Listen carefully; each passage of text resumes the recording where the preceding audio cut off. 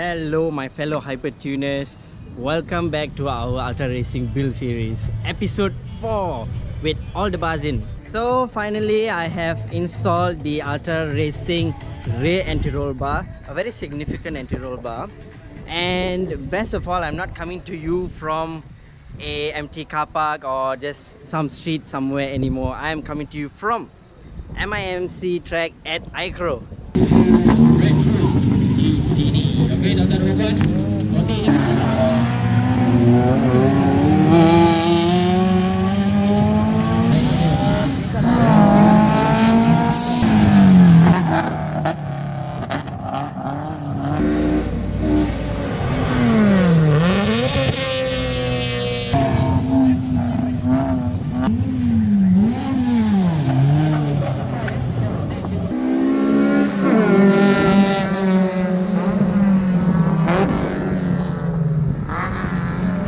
So first things first, I'm going to show you what it was like to install the 16mm rear anti-roll bar. The original was a 12mm piece, by the way. So some basic intro is, the anti-roll bar works best because it connects the two arms between the left and the right. So this is how it can absorb the maximum amount of impact and reduces the body roll to your car inside.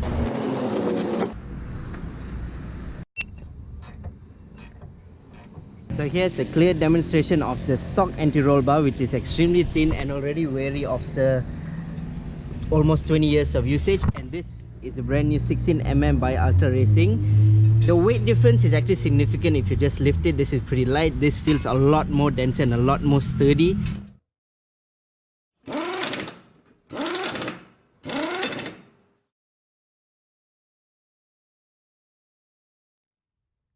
And that is pretty much it for the Ultra Racing anti-roll bar, to be honest. So that was an easy build. So now I have 3 bars equipped in the car. I've got the front strut bar, I got the rear anti-roll bar and the rear strut bar.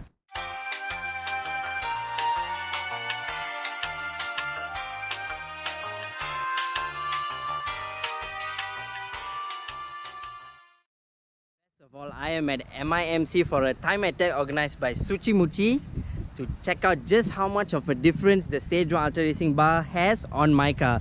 As you guys remember, my car is completely standard, so these bars would really tell me how the car behaves now, and what better place to use it or to show that off other than at a racetrack. It's a time attack and I am extremely pumped for this, by the way.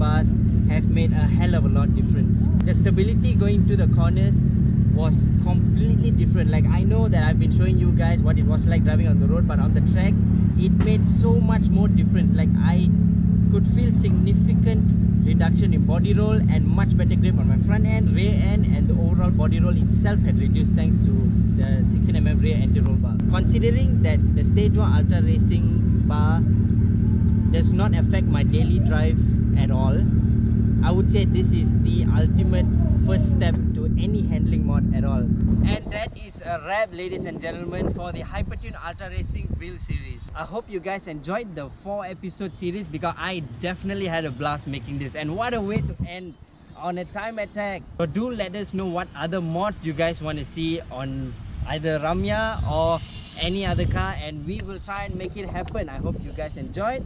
Subscribe to Hypertune and have fun.